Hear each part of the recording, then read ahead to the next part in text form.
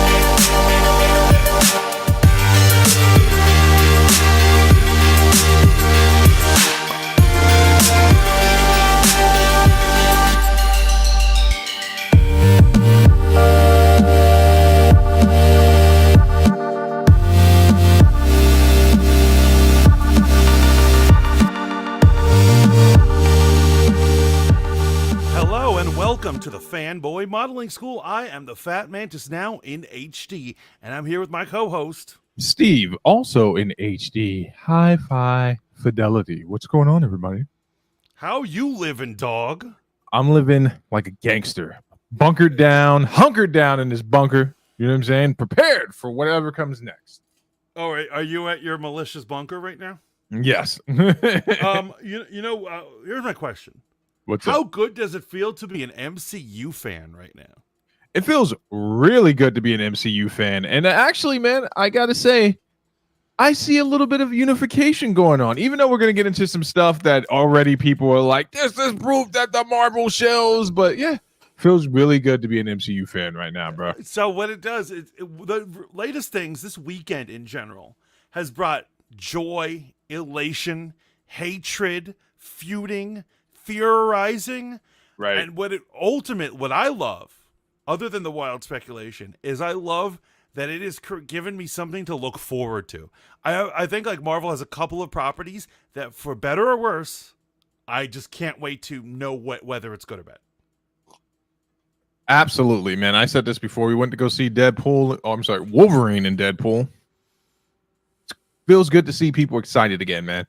I did see some Well, before we get into that, folks, make sure you like, share, and subscribe to Fight Juice Online. Make sure that if you're in here now, you hit the like button, please. And if you want a more uncensored experience, go check us out over on Kick or on Rumble. We are, transmitting to both those alternative right places at the same time. Because these other guys with a big red play button are going to kick us off any minute. Any minute it's done. I think last episode we may have gone a little too far, but we definitely went too far. But man, it was freeing. It was freeing. Shout out to everyone in the chat right now. We got Low, Dragon Lady, Shaolin Ice Boxer, and for anyone that's unnamed over on Kick, I don't know why I just glitched out there. Welcome. And actually, I want to give a special shout out to, obviously all fans being equal. We love you all, but particularly those who have come here through Minds. Oh, now, okay. I might be the last guy that I know personally, like in the real world, who uses Minds. And so Minds is one of those alternative off-brand Facebook apps for people who are thrown off of Facebook, like the weirdos, right? Oh. And I use it. You know what I noticed is like people are watching our back episodes via Minds. Really? Like, we're getting hits on Minds from but they're usually delayed. Like I just saw we got like 5 views from Minds for an episode that was like a month ago. So wow. Shout out to you guys, whoever you masked heroes are. Whoever you monsters are, we appreciate you. It's over here. Shaolin says, "I loved it, but I know you hated it." What do you think? You guys talking about Deadpool? Yeah, they're talking about Deadpool. And I think he's talking to Low, actually. Who else saw Deadpool? We're actually going to review it today. We're definitely going to talk about it. Yes. Why would I hate it? I love the other 2 Deadpool movies, says Low.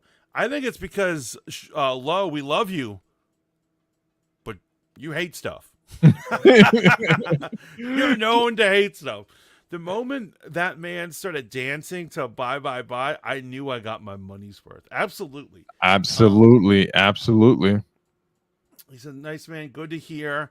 I liked it overall. It has some excellent moments, but overall weaker than the first 2, I think.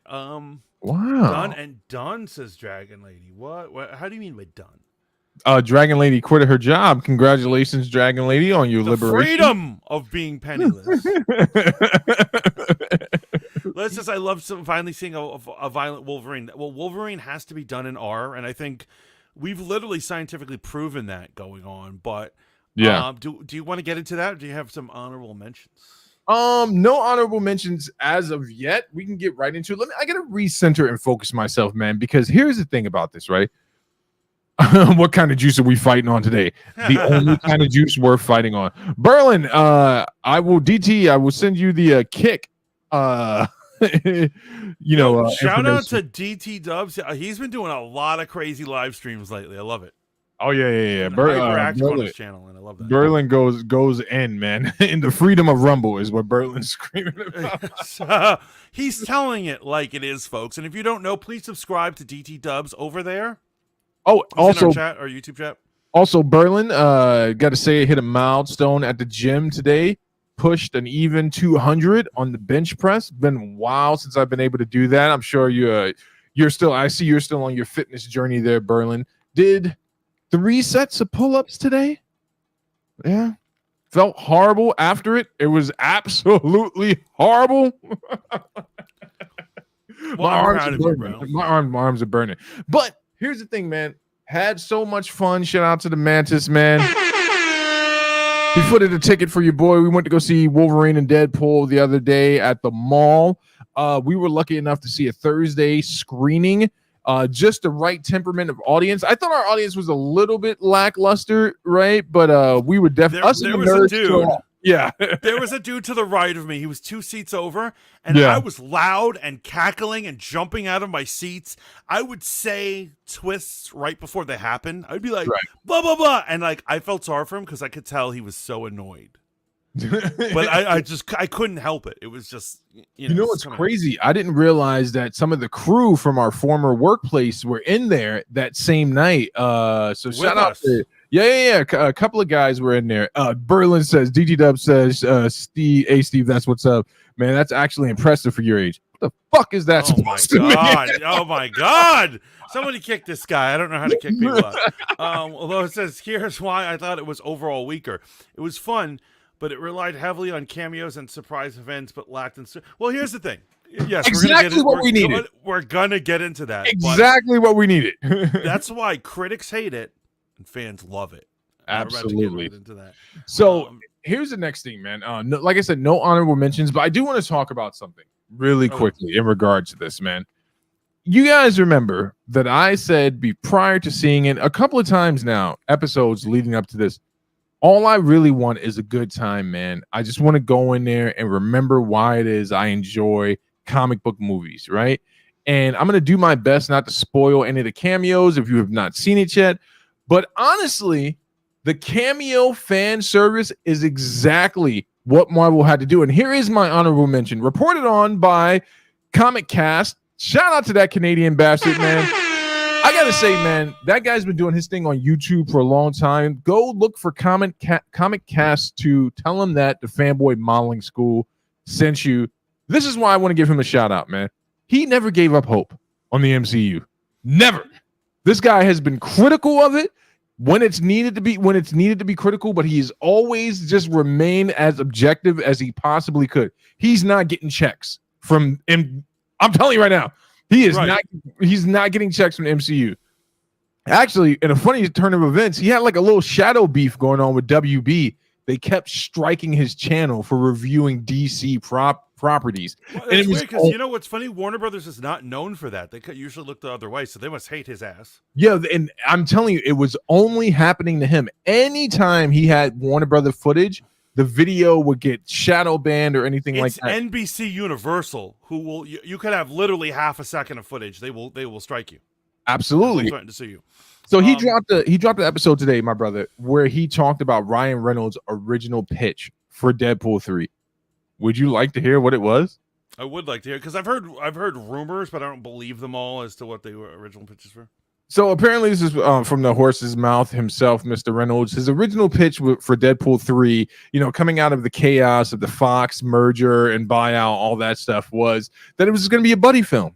but not with Wolverine. It was going to be Deadpool and the cab driver driving around, getting into hijinks and shenanigans. So I want you to just think about that for a second.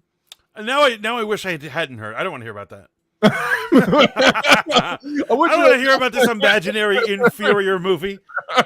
Don't get me wrong, I love Mohinder, but I don't want to see him. No, I don't want that much of him. Could you imagine after coming out of Deadpool 2, time shenanigans, I actually enjoyed Cable in that movie. I don't really think he was Cable, but I enjoyed the movie, right? They watered down Cable and Domino. They really misrepresented them. I still like the movie Deadpool 2, but still, like, they could have had a better, more accurate Cable and Deadpool. I couldn't agree with you more. Even though I enjoy Zazie Beetz as Domino, I mean, how can you not love Zazie Beetz? She brings a certain sort of like good time girl. She should have been someone else. I don't know who, but someone more accurate, because Domino is very different than that person. Oh yeah, and at least I love Domino. Yeah, I love me my Domino. Whoa! But here's the crazy thing, man. I think the fan service in Deadpool 3, aka Wolverine and Deadpool, was exactly enough, man. In fact, I'm gonna go out here and say, man, scrap the Thunderbolts. Give me the Chaos team from Deadpool 3. You know who I'm talking about. The great team ups and reveal. So, we're going to talk about this because I can't believe no one is talking about this. And so the team is clearly, in my opinion, I believe the writers believe them to be an actual team. Right. From comic books. Comic I used to collect. And we'll get into it when we get up to it. But let's get into this review, man. Yeah, let's get into review. So I'm going to start by giving it my scale. Out of 10, 10 being absolutely perfect, I'm going to give it a 9.5, man. I'm going to give it a 9.5. It took me exactly 6 hours to really just ponder the movie after we saw it. You asked me when we were driving, when I was driving you home, you're like, are you okay, man? Like, you seem nervous. And I'm like, I'm just trying to understand if I like this movie or what just happened, because I enjoyed myself. But did I enjoy the movie? When I woke up the next morning, I messaged you instantly, and I'm like, I love the movie. I'm going to give it a 9. Because it all finally settled, and I was like, man, this was a really good time, man.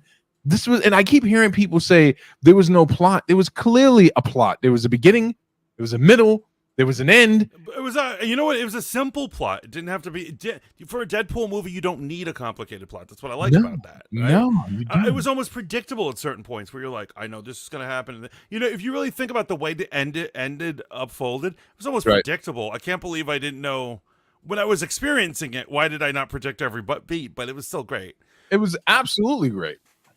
Now, I'm going to give it, this is crazy. This is the first time in human history that us two legends actually completely agree. I give it a 9.5 as well. There it is. Now, even though Lowe is a classically trained film guy, right? So he's educated and he's smart and he understands writing. I feel like as I do. I'm a writer, not necessarily a film writer, but I'm a writer.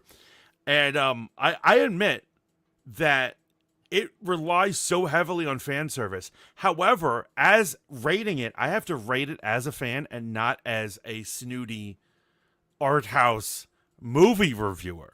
Right. Because that's how a comic book movie is meant to be enjoyed. When you go to the 12th outing of a superhero team, like, you know, an Avengers movie, you have to rate it as a fan and not as a standalone movie. Right. That's how you're supposed to watch them as popcorn. And I got to say this, what I really loved about it, I loved a lot. I loved most things about it. But I will say this, and I think we talked about this in the car ride, that Kevin Feige has attempted to do all these Easter eggs, to do all these multi-dimensional things, winks at us, and he hasn't been doing it very well. No. And this movie actually rewards you for being a fan.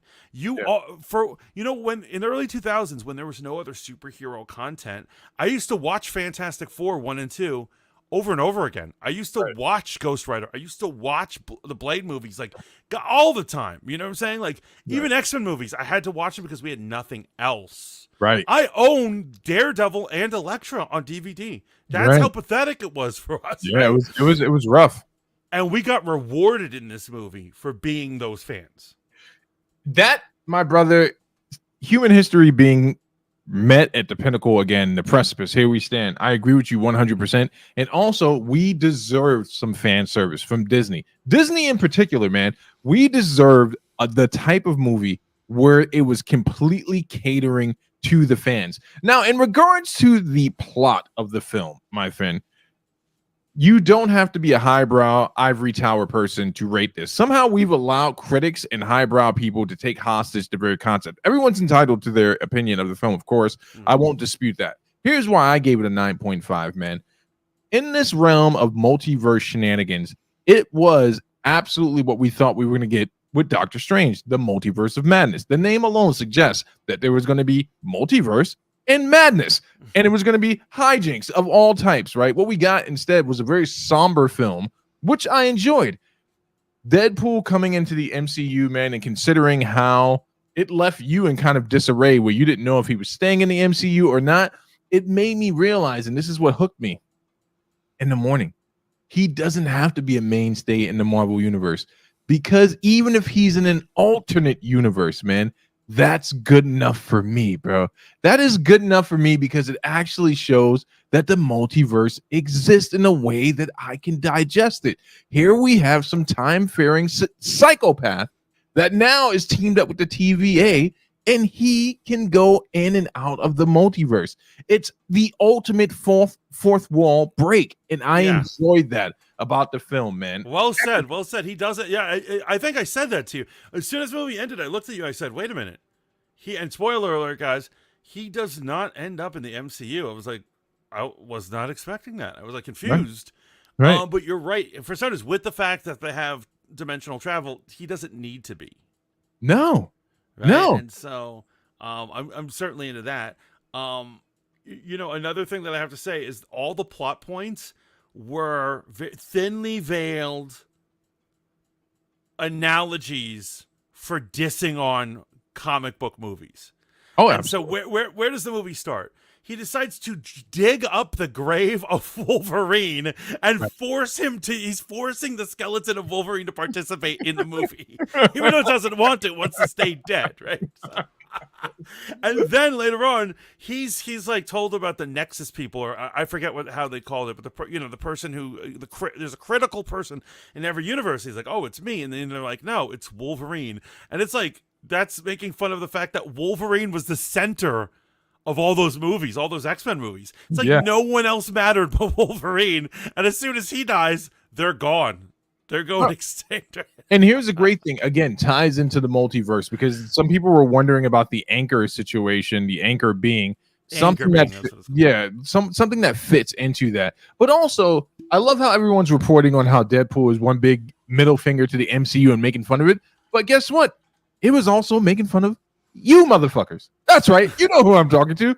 It was making fun of you motherfuckers. And here's how it was making fun of you motherfuckers. You internet dwelling, sad boy sack sons of bitches. Like, this is going to cheapen the death and sacrifice of Wolverine. And what's the first thing he does? He cheapens the death of Wolverine. And then maturity kicks in like, holy shit, none of this is real. It's all fiction. It doesn't matter. I still see people on Twitter right now who are like, "This movie has destroyed these deaths," and then it shows like Logan and it shows like someone else. I think it was like, somebody. You know, they were like, and I was just like, it's literally this thing is just 2 hours of having fun. It 100% is as a team up movie should, just like Godzilla versus King Kong, or Dracula versus Werewolf Man, or whatever the hell it is. We're just here to have a good time. Exactly. Doesn't have to make sense. Alien versus Predator. You know, people are trying to compare Alien versus Predator to Aliens. There's no point in doing that. We just want to see some motherfuckers fight. But here's the thing. I agree with that 100%, my brother. But also, it gave us something amazing, right? A good time, which we deserve. So I want to talk to you about one thing, man. A couple of people, you and I saw it before anyone else I know saw it, right? And so the next day when I got to work, everyone's like, how should I, what did you think of the movie? I'm like, I'm going to tell you right now, the movie's amazing. Do not go in there looking for it to fix the MCU, because it's not attempting to. Don't go in there looking for it to move forward the multiverse saga at all, because it's not attempting to. It references everything it needs to make sense in that movie but this is literally a movie about Deadpool and Wolverine, and I think it made sense of the multiverse, man. I think it really, really was a good swan song to the Kang Dynasty and everything else, and a palate cleanser, man. Now, hopefully, they can keep the momentum going with Captain America 4, which I know people want to fail, and now with the announcement of Doomsday, right? Yeah, which we'll talk about later when we're done with this. We'll talk about that later, but there's still a very good chance that if this thing wraps like Secret Wars in the comics, you're going to see a lot of those people in the reset come on over. Miles Morales made it to 616 because he gave the hamburger that he had in his underwear to fucking Molecule Man. And that was probably the best part of that story, because I'm like, that's absolutely amazing. That's absolutely amazing, man. Yo, Beck says, fangirls for fanboys. Shaolin says, I wish I could have been in the theater with Steve when a certain cameo happened. We screamed. We both were like, what? And I'm not an audible screamer in movie theaters, but I literally was like, yes, this is what I deserve, man. This is what I deserve for being a fan of the first, never forget that, successful comic book property. Before X-Men, before any of that shit, a certain character came on the scene. Right. It did it right first. And he laid it down. He says, there is only one. Remember, this is spoilers, guys. There is only one blade, and there will only ever be one blade. One blade. And you know what? He's right. He must have filmed that line at least months ago. And he knew Kevin Feige just as you knew. It's like dark skin sense. You knew he wasn't able to make that movie. They don't have the balls to make a Blade movie. They don't have the balls to make a Blade movie the way it's supposed to be. And since the cat is out the bag, man, I got to tell you, man, now I want a Gambit movie. And I want fucking Channing Tatum as Gambit, man. That's who I want. So bro. Let's talk about this team. So I noticed people keep calling them different things. So I saw some people call them the Anarchy Avengers and all these other things. Now I want to tell you about a little comic book that was originally written by Judd Winnick. And so it was an X title. It was in the early 2000s, and I started collecting it when I went. I had taken a hiatus of collecting comic books, and then when I. In the early 2000, around 2004, I was like, you know what? I'm getting back into comic books. And I picked this one up regularly. I was actually collecting issue by issue, not the trades. And that's how you know you really like a comic book in this day and age. And so in this one, so it starts with just two characters who survive Age of Apocalypse. And one of them is a teleporter, and they teleport to another dimension to survive. And the rest of it is they keep going to dimensions that are being destroyed, and they keep saving different heroes. It's a little comic book called The Exiles. The heroes I'm talking about are Blink and Morph. Yeah. And honestly, these guys, this is the MCU version of The Exiles. 100%. And the Exile story has been passed around a few different times and revamped. Shout out to you, man. That's a deep cut, because I thought I was the only person that read that story, and it's even in its original incarnation. I'm telling you right now, man, the team up of Gambit, Deadpool, Wolverine, Blade, and Elektra, that's a Thunderbolts team I want to see. Yeah, they need to make that a team. That would be great. Yeah, like absolutely. Like that is a team I want to see. And I got to. Oh, and X-23, of course. Can't forget X-23. Amazing, and she did amazing in this. Oh my goodness. But like I gotta say, like Gambit coming in there, even though like, oh my god, comics accurate costume, crazy accent, hysterical moments. It makes me be like, I wish they did make a movie of this. I wouldn't mind if they kept him being Gambit, but I know they're not. But no, they're not. They're not going to. And you know what the crazy thing about it is, man? The reveal of Chris Evans in the movie as freaking Human Torch completely. I think I would have been sad if it was Captain America, to be honest with you. And I was actually happier that it was the Human Torch. And I'm like, bro, this is genius, man. This is absolutely genius. I did not, and I didn't see it coming. I think you saw it. I did not see it coming when he said flame on. I was totally thought that was Captain America we were looking at. It was hysterical. You know what the crazy thing is? That fight between him and Pyro went down exactly the way it should go down in the comics. You have a guy that creates fire and Pyro who controls fire. No, wait. So here's the thing. In my opinion, Johnny Storm would after he absorbed his first blast, he shouldn't have kept firing. I would have just been out. Yeah, right. I would have come. He just continues to fire at him in the movie, and that was just really stupid. I think it's because Pyro was actually absorbing the fire. Not something I've ever seen him do in the comics, but it kind of reminds me of the fact of an Old Man Logan. The deeper plot point to Old Man Logan was not just that the villains teamed up, but villains that had never faced superheroes who were perfectly matched to them. Right. Pyro would have been a perfect match to get rid of Human Torch. Like, that's who I would have sent to get him out of there. So do you remember when we were kids that the big events of comic books, at least in Marvel, weren't done in the regular comic books, but they were done in the annuals? Yes. So you could keep reading your comic and not buy the annual and not get confused, and it wouldn't disrupt your story, right? Right. Do you remember Acts of Vengeance?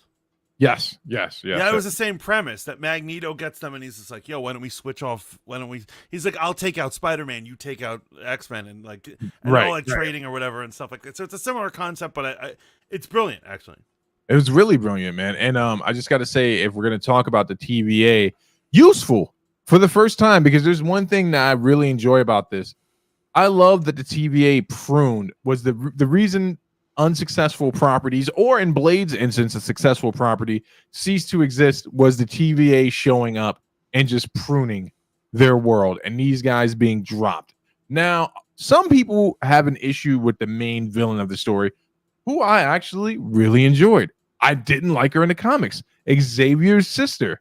Did not like her in the comics at all, but I thought she was great in this movie. Her telekinesis, like you said, was OP. It was absolutely OP. Oh, yeah, she was way OP in this. It was crazy. DT Dubs, actually, it was one of our major stories last episode. So if you want to go do the rewind and watch last week's episode of Fanboy Modeling School, we actually watch the entire trailer of Joker and we get into it.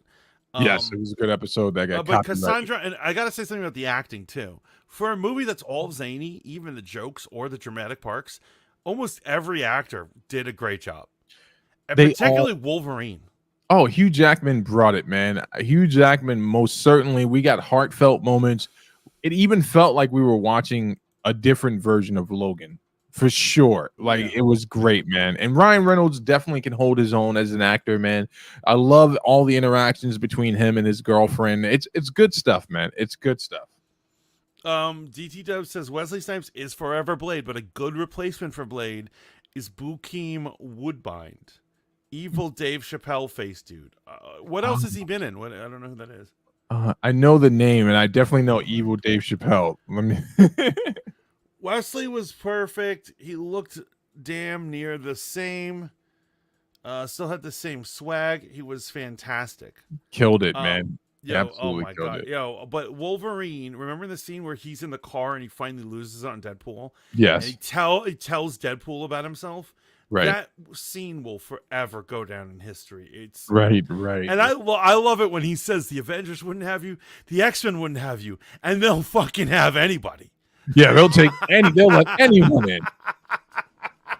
Which is true. The X-Men have had historically some really horrible characters next to some of the most powerful characters in the Marvel universe. It's great. It'll be like Storm and Wolverine and Jean Grey next to Goldballs and Skin and Husk or something. You know what was great, man? We almost got a comics accurate Wolverine fighting style, even though I've never seen him crawl on all fours when he wasn't in his animal form. Remember that scene when they're fighting for the first time in front of the Fox Century logo, and Wolverine hits the deck and he's on four? I was like, holy shit. I'm like, this shit is crazy, bro. I love it. It says what I hope the MCU learns from Deadpool 3 is how to break out of this soft, childish formula they've gotten stuck in. Well, I mean, our next story is going to break your heart. I don't know if you've heard. Shaolin says, I liked Gambit. He showed off the most during the battles toward the end. Very well realized in live action. Yeah, it's true. But, I would say his fighting is amazing, and I love that. But I actually loved his banter between him and Wolverine before that. Oh, yeah. I feel like every part of Gambit, it fired on all cylinders, and I was like, I absolutely. also love that he's like, and that dear sweet Johnny Storm. He would just say every line it would make me crack up, right? Yes, Yeah. absolutely, man. Shout out to Channing Tatum, man. Let's talk about some of the Wolverine cameos we got. So there was one Wolverine cameo that has the world a buzz right now. Of course, we're talking about the legendary Henry Cavill being one of the alternate versions of Wolverine. And you asked me after the movie, would I be okay with that? 100%. I think Henry Cavill would be an amazing Wolverine. I think he can also bring the same or near the same acting prowess to the role as Hugh Jackman. Yeah, I wouldn't be mad at that at all, bro. And that's the big conspiracy theory going on right now. The big conspiracy theory is that they put him in there because they secretly cast him, and that like he's gonna end up being the MCU's Wolverine. Yeah, I don't know about that one, man. It's like that would be the ultimate fanfare. I wish that was true, man. It was dope. Go ahead. I will tell you this. At some point on the internet, I had heard that Chris Evans is going to be in Deadpool and Wolverine, but he's going to play the Human Torch and not Captain America. And I was like, haha, that's ridiculous. You're an idiot. And then another time I heard Henry Cavill's going to play a Wolverine variant. And I said, that's fucking stupid. And then I also heard, somebody said, I heard somewhere that Robert Downey Jr. is going to play Dr. Doom. And I said, that's the stupidest fucking thing. I said, you need to check yourself into rehab because you need to stop smoking that crack. But look where we are today. Look where we are today. Right? All crazier things have happened, my friend. I love that we had Patch Wolverine. Love that we had Wolverine from the Age of Apocalypse. Age of Apocalypse was my favorite, man. I could not believe they went there. Yeah, and it was crazy. The hair too. It's like, because how ridiculous is that, man? Yeah, crazy hair, and he even has only one hand. Yeah, and like, you know, obviously Patch is easy. You just put Wolverine in a white tux, right? Yeah. And then, of course, I love that the Wolverine from the cover of Uncanny X-Men 251, when the Reavers put him to the X. Right. That was an amazing. That was just, and that's you know what? It's rewarding us not just for being fans of like Fox Marvel, but also just fans of the comic book. There's so many comic book references. Yes. It was like hitting on. Oh man, it was amazing. You know what was really cool? So we did get the Wolverine Hulk almost realized in live action, that shot of Hulk being reflected by Wolverine's. Y'all spoiling. Yeah, Bex. Oh yeah, we're spoiling the shit out of this because that was really cool. And then just a sidebar, man. As of today, the movie has made $500 million worldwide, surpassing the last big opening for the MCU, which was Doctor Strange in the Multiverse of Madness, and showing that it's got more legs. Then some jackass, who I can only assume is James Gunn, released the entire movie on YouTube today. Haters, basically. Haters. It's got to be DC. It's got to be somebody who didn't get their cameo put in there. Right. It was Taylor Swift. I don't know. Right. Gizder Forever says, I didn't get a chance to see the movie, but was there an appearance from Sabretooth?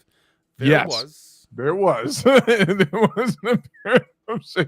And a little ode to the Sabretooth fans. He went out exactly the way he should have gone out in the comic multiple times, bro.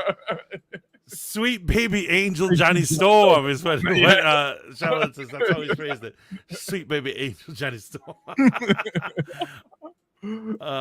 Charlotte says, sorry, Vex. Brown costume Wolverine. Once again, wish he had the mask. I gotta say this about the mask. I think I already told you this. I don't like the white eyes. Here's what it is. The white eyes really, really, really, really work for Deadpool. Right. But I've seen, and I think I've seen this in YouTube. You know, in YouTube, there's all these Wolverine movies that like fans make. I think he looks better with the mask, just the eyes. Yeah, I think so. I think that would have been great too. But since they were going all out comics accurate, they gave everyone what they've been complaining about for quite some time. And it was actually the same freaking mask, I believe, that that they showed in the cut version of Wolverine.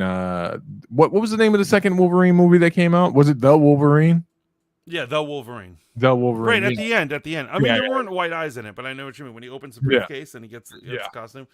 But I honestly, whatever they do in the MCU, he's got to have a costume. I like, and I love that Deadpool took the words out of my mouth. I've always believed this when he says, "Oh, you're actually costumed up. Like you're not ashamed to be in a superhero movie."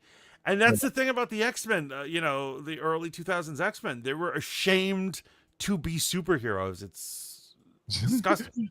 Lowell says the Hulk moment was the biggest high, followed by the biggest boo. Why? What happened directly after the Hulk moment? I can't remember. I think people were really disappointed that they didn't see the Hulk. You just see him in the reflection of the claws, and then he immediately leaves that dimension. I admit I kind of wish he stuck around for a minute or two. I would have loved to see Hulk smash stuff. No, absolutely. I won't disagree with that 100%. But here's the thing, man. You only had so much time in the movie with exactly 1 hour and 99-minute runtime, including credits. They had to get in where they fit in, man. And I didn't. Yeah, I'm not mad at that. I'm not mad at that, man. So of course, I have to bring it up. My conspiracy theory that there is footage of Taylor Swift as Dazzler. And I've been releasing hashtag release the Dazzler cut on Twitter. I want all our fans, all our fanboy modeling school fans to do hashtag release the Dazzler cut. I believe there is secret footage of Taylor Swift as Dazzler. Why do you believe I demand this? to see it. Because I just don't believe that they would not do this. Right. Okay. So you just don't want to let it go that she really is going to be playing that detective character from back in the day, and that's going to be the Phantom Blonde. That role is beneath her. That role is beneath everybody. This is more Disney. This is more Disney Plus destroying everything. Right. Like, right. guys, is anyone excited for Agatha? We're all excited. I'm hoping that Agatha is the last of the shit properties, man, that are coming out. I want to talk to you about that scene again in the car when Wolverine and Deadpool get into what is the longest and only car fight scene I've ever seen outside of a kung fu classic. Right. That scene is outrageous, bro. Like the amount of anger that's going on in that scene, in that fight scene, is absolutely amazing to me, man. One of the things that I think is the most impressive is, I gotta say, once I've said it already, but Wolverine's just shitting all over Deadpool. And what I like about it is that Deadpool is rendered speechless at the end of it. Normally, he's the guy who always has a comeback. Right. And right there, he's completely speechless, and he's like, he goes, I'm going to fight you now, right? Right. But like the fact that he could say such hate, spit such hate, that he'd break Deadpool's heart where he can't even make a joke. Bro, I thought that was absolutely amazing, man.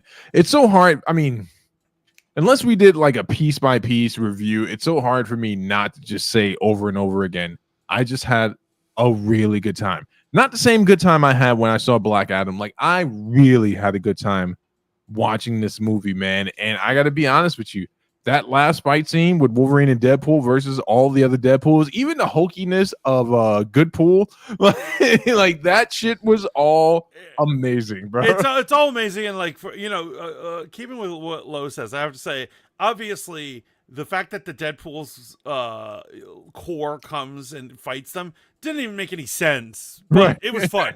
It was fun, right? I was like, wait, why are they fighting them? I don't get it. Whatever. Just kill them. And I love it. I love watching Wolverine kill multiple Deadpools with crazy combos. And oh, bro, there's literally a scene where Deadpool's hiding. They cut away for a second and they cut back, and Deadpool's hiding behind Wolverine, shooting other Deadpools behind Wolverine, and Wolverine's just stabbing the same Deadpool over and over again. That was absolutely amazing, man.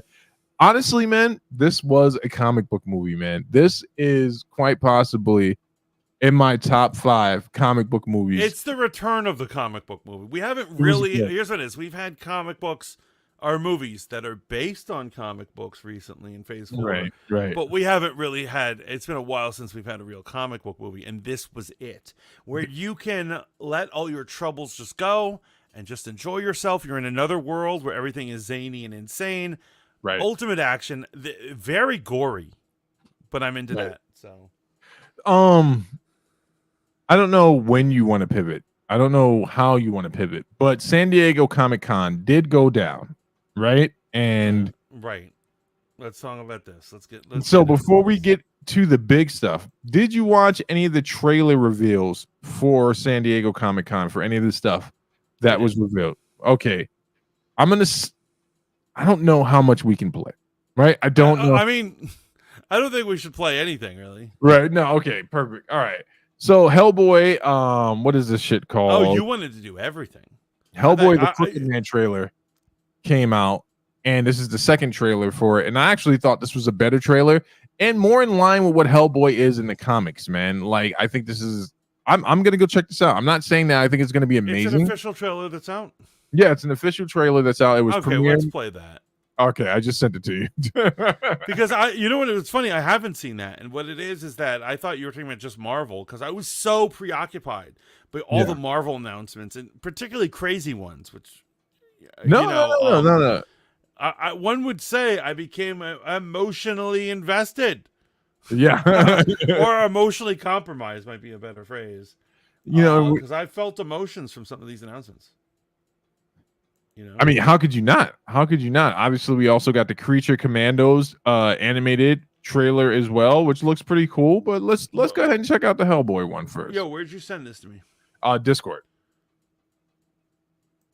Did I not send it to you in Discord? Did I send it in the wrong channel? I did. My bad. I got you.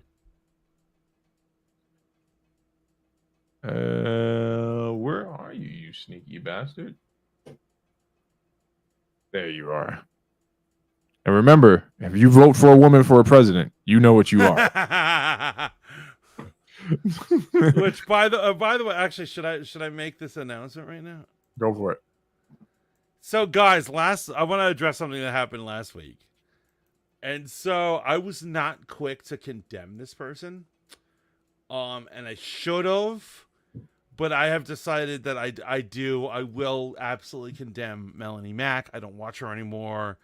And I just believe that what she's doing is sinful and not Christian. And I think I understand her level of rage. I think she feels like she has to fight the woke mob or whatever. Right. But I think she's taken it too far.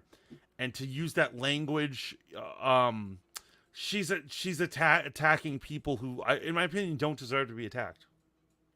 I stand on what I said before, man. It's not language that I think you should be using, and I don't see how it furthers the gospel in any way, shape, or form. It's a duplicitous response, right? You're either a Christian in these regards, and you're going to use Christian truth to rebuke these things, or you're going to be of the world. And I think it's too easy for people to pivot back and forth what's worldly and what's not worldly by simply saying, I am a flawed person. Well, you didn't seem that flawed when you released the Bible study video directly after. And I'd be happy to debate her on that stance. It's like you're either responding with truth or you're responding with the worldly response. So I stand on that, man. And I'm not defending that group at all. I'm just calling you to a standard that you have. You know what I'm saying? And I got to say this, and it's unfortunate that I have to say this. I felt like, you didn't have to clarify. I feel like I have to clarify because I think some people are like, well, Mantis, don't you defend her? Don't you look up to her? Isn't she your boo? Or something like that. Right. And I think I gave people the impression by how anti-woke I am that I would be fine with someone using that language. As a matter of fact, I used that language a few episodes ago, but I didn't mean it as a slur. I meant it for some clean old fun, baby. So here's the thing, man. If people will respond and say, man, there's language in the Bible when Paul is talking to this person, Paul famously said that if you follow the way of a certain group, you should be castrated, right? But he definitely didn't use a slur. And he was speaking to Christians about that. It's like, if you're going to get a circumcision, might as well go all the way. If Jesus isn't enough for you, why not just lop it off? So, but at any rate, man, here we are with the Hellboy trailer, Crooked Man. Now, I didn't read Hellboy as a kid, But I had a lot of friends who were Hellboy fans in regards to the Oh, comic. real quick. This is a statement that has to come out. Shaolin says, I haven't had this much fun with the MCU since Endgame. I agree. 100%. Said when Wolverine masked up and they started mowing down the Deadpool core, I was convulsing in my seat with excitement. And you know how I feel about Wolverine. Yeah, no, Yes. that's awesome. And you're going to hell. Your feelings are unwarranted. Wolverine, it's not Wolverine's fault that the writers decided to backseat Scott Summers. They could have made him cool from the gate, but they decided to go with a character that's obviously cool. But I still love you, brother. I still love you. Lola says, I will say that Deadpool 3 is the first movie that made me want to go back and read some old comics. See, and that's what it's there for. Right. And I feel like every genre or attitude toward movies is a correct one, and it just has to be done at the right time.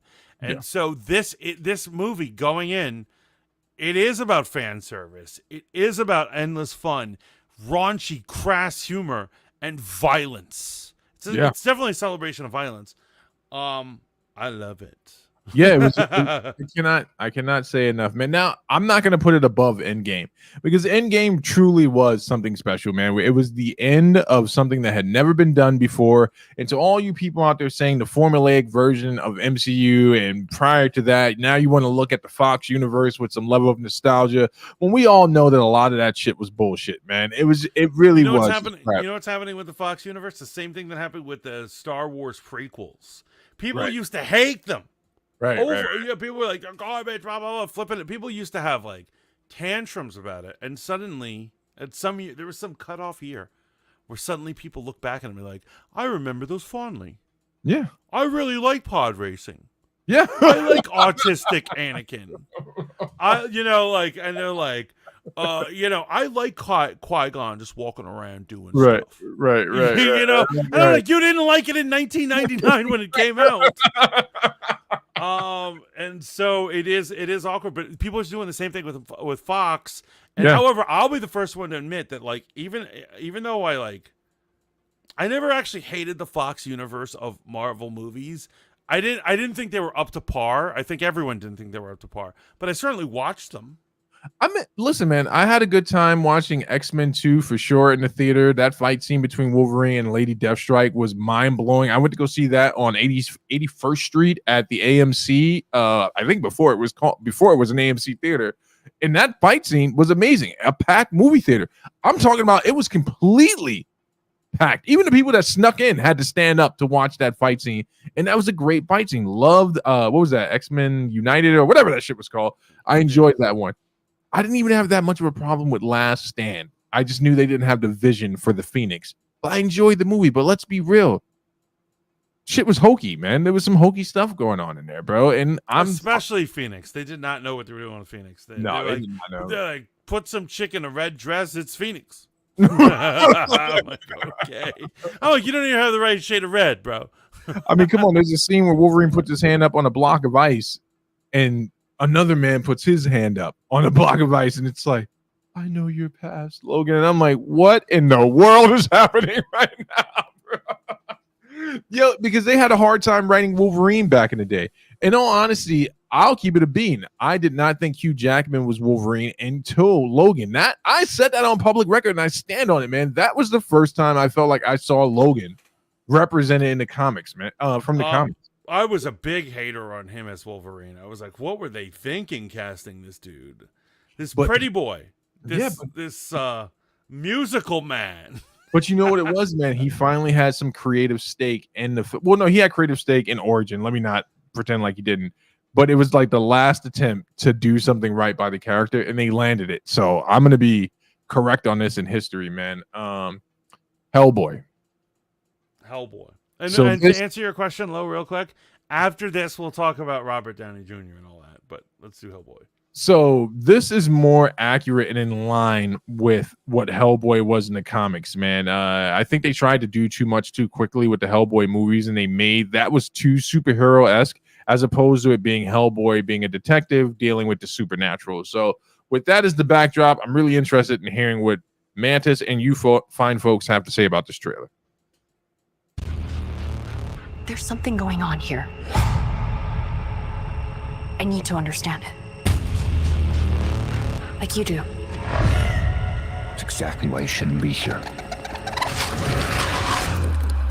You might say a demonic entity falls under our expertise.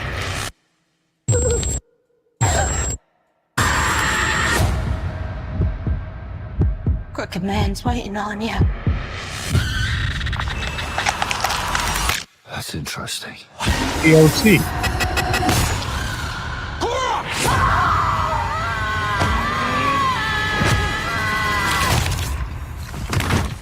Oh, you didn't want me to squash? Squashing skin.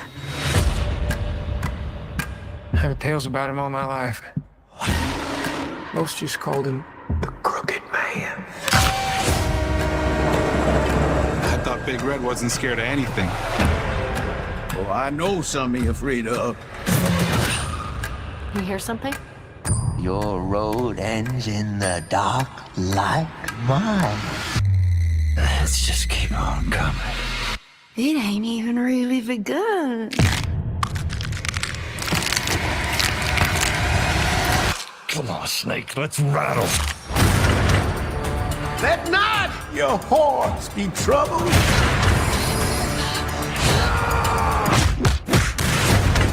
By way they know not.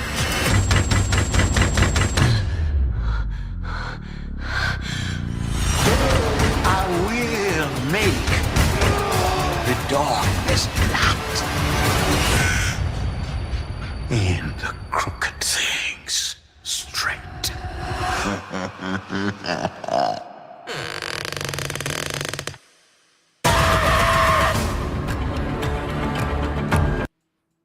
Okay. So who do they have playing Hellboy? I don't know, and it's funny because DT Dub just said bring back the guy who originally played Hellboy. Yeah, this guy Ron looks Perlman. kind of Ron Perlman. This guy looks scrawny. He looks normal sized. Right. I don't imagine his voice is his voice isn't a tough guy's voice. No. Is the problem I'm having with this. I do like that it's gravitating toward horror. Yes. And guys, I have to apologize.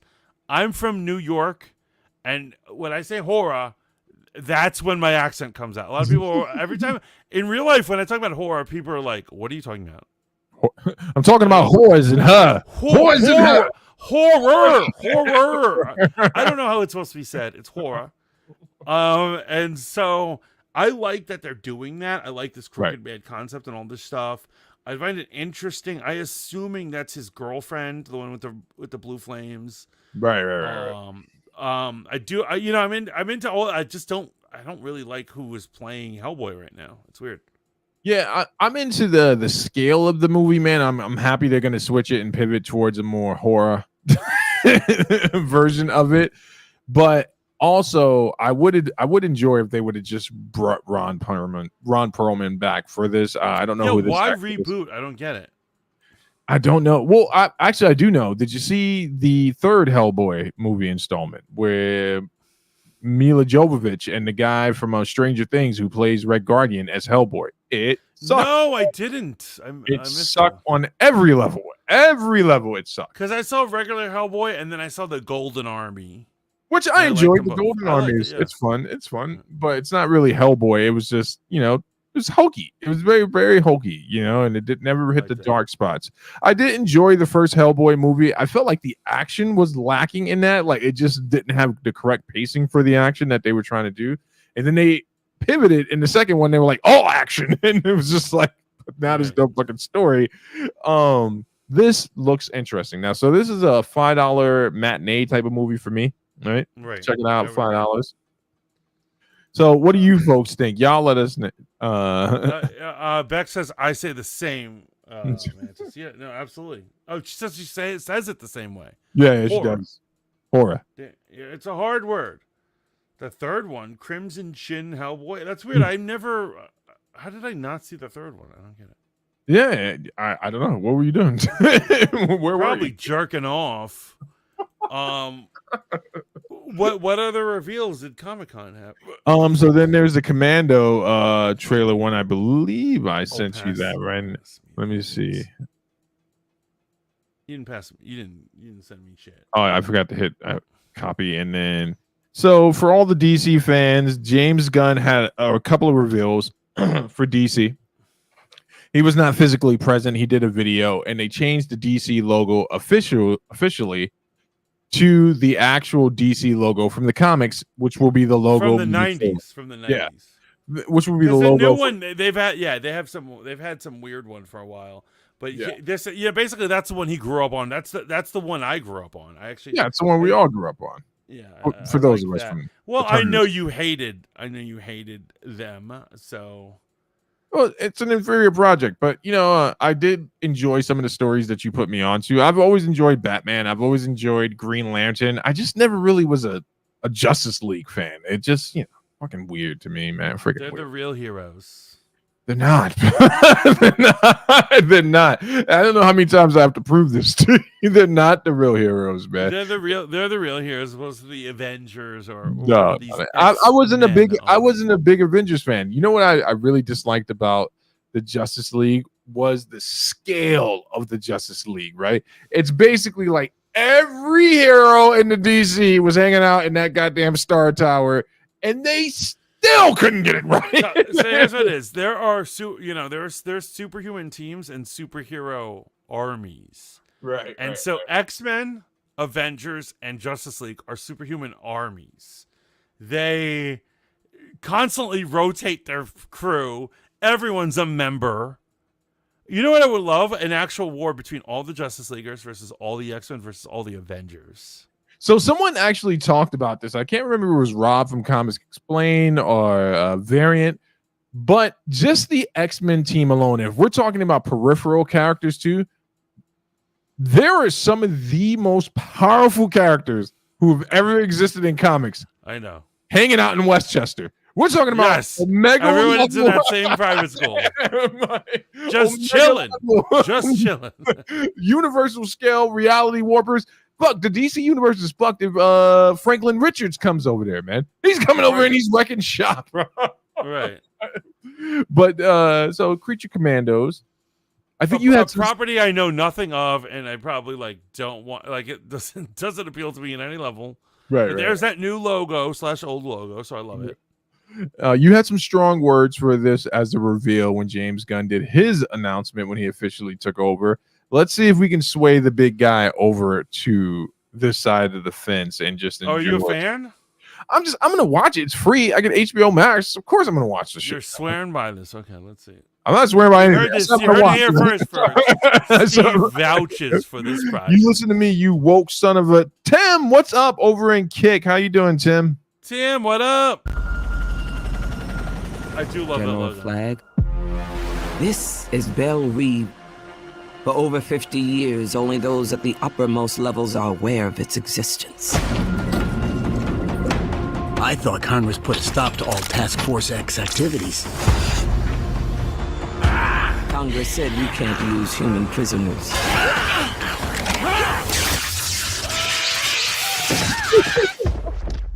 These assholes aren't human. You smiling? Yes. Sarcastically?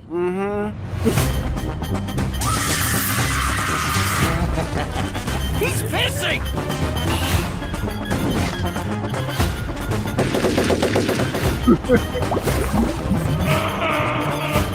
This is your new task force.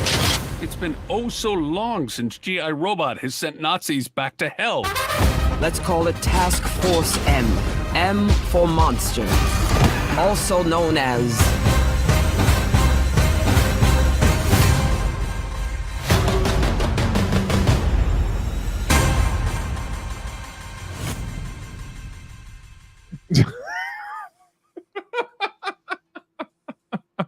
They also have the Kite Man official trailer there as well. So I'm good. I am so good right now. Well, what could be said? What could be said? I'm at a loss for words. I think so too, Tim. Tim said, "Oh, this looks fun." I think it looks fun too. It's animated. I see that. I see that. Oh, I don't know what you want from me, man. I want you to have a soul, man. I want you to have a soul. I can't remember. What is it exactly? Is it because of the Henry Cavill thing? Is that why you're mad at James Gunn? Is that it exactly? You know what? Here's what it is. I believe that his actual orders were to gut the old DCEU and create a cheaper version of it. And if you see, if you look at what he's doing with Superman, right, it's not atrocious, but it's very CW. It's very like low budget. I'll believe it's high budget when I see it, but right now, I can't approve any of this shit, and so like. He's trying to create a new thing, and so the first thing that he greenlights is Superman and Supergirl movies. Right. He has no plans to make a Wonder Woman movie, but a Amazon show. It's just I don't know, man. Is that? Oh, what? Did I say something funny? Yeah, she did. You're so angry, man. You're so angry. I thought we were moving into our more accepting, impartial journalistic phase here. No. Wait, hold on. I am because as a Christian, I am accepting and open-minded to other people and other political views, and I'm becoming less of a dick in that sense. But when people pretend to be artists and just produce crap and waste my time. And fucking sully the media world with just their diarrhea. They just take a big deuce on shit and start rubbing it around like some sort of idiot. I have trouble opening my Christian heart to them. So they're the only people going to hell. James Gunn, officially, according to math, is the only person bound for hell. In fact, Revelation. Everyone who worked on it too. Everyone who works on it too. This corn sweat guy. What's his name? David Cornsweat. The pretty boy who thinks he looks like Superman, but he doesn't. Right. He's going to hell too. All these idiots are. All right. Lowe says the Avengers are C-level Justice League. I would agree with that. But the Justice League are C-level Justice League. In fact, let me prove my point, man. DC before James Gunn and before Kevin Feige has committed to being mediocre. They're like, we're going to reboot this shit. Not once, not twice, not 3 times, not even 4, dare I say.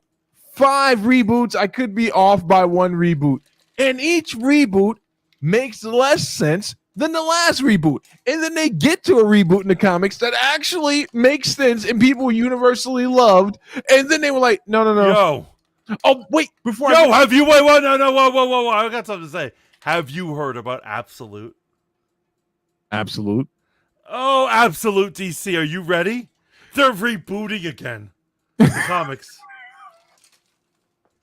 Yo, are you ready? Are you ready to get literally disgusted, throw up in your mouth? DC Comics has announced that they are rebooting their comics brand. They're gonna call it Absolute Batman, Absolute Justice League, Absolute Superman, and they're taking away the things that we know about the characters. Like, so for instance, this version of Batman, Absolute Batman, is not rich; he's a poor guy. Nice. And Alfred isn't a butler. He's this young, slick, like secret agent on like a bike or whatever, motorcycle. And then they're like, Wonder Woman didn't grow up in Themyscira. She grew up in New York. Nice. But she's just an Amazon who was adopted. Nice. And she doesn't know anything. And I'm like, here's what I'm saying. Remember when they made New 52? Yes. And people lost their minds. Yes. And people were like, enough of this set. And they literally had a storyline that took them back to the continuity before it because people hated it so much. Yeah, it was called Doomsday Clock. Right, at the end of that, they rebooted it. And that wasn't even that long ago. And it was amazing. And it was they're rebooting again. Oh, wait, no, I'm sorry. You missed one reboot. So remember how we were talking about anchor beings in Deadpool and Wolverine, and Logan is the anchor being? So in Doomsday Clock, it turns out in the DC universe, surprise, surprise, Superman is the one constant in DC. He's a constant, like Molecule Man. He exists across the multiverse. He has to exist. He is their anchor being, for lack of a better term. Makes sense. Absolutely. I was fine with that. Dr. Manhattan understands the importance of Superman to the point where he realizes his universe needs a Superman, destroys himself, gives his powers to a young boy that he had been raising secretly, and named him Clark. Amazing. That was the only way he can get a Superman. Amazing way to end that. Only way he can get a Superman in his universe. I thought maybe he could find a universe where that universe would come to an end and maybe grab the pod and get that baby over there. But people love Dr. Manhattan, so he's got to exist some way, shape, or form. After that, they then did this whole convoluted nonsense with the Batman that laughs and that bitch that's after the fucking, I know what you're talking about. Yeah, that heavy metal or whatever, the metal. And the star of that story, the hero in that story, was Wonder Woman. So you want to talk about woke agenda? They were like, no, can't have Superman be the anchor being. Wonder Woman becomes the anchor being, and they rebooted yet again. But it was a soft reboot where they're aware of the reboot. Right. And here we are with Absolute. So again, Justice League is their own version of the C League.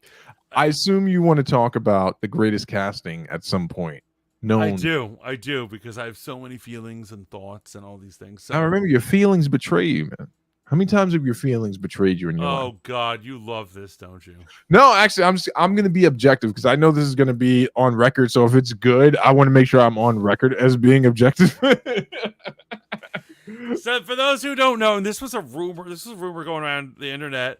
And I even pitched this idea to my sister. I was like, I heard this. And my sister laughed in my face. She was like, that's so stupid. And you know what? I agreed with her. I was like, that is stupid. Yeah. Why do I listen to Twitter? Turns out it's true. They are casting, to make up for the fact that they've lost Kang. The next two Avengers movies, they're still, number 6 is still Secret War. But number 5, the next Avengers one, is going to be called Avengers Doomsday. It's going to star Robert Downey Jr. as Dr. Doom. So here is what I don't like about it, right?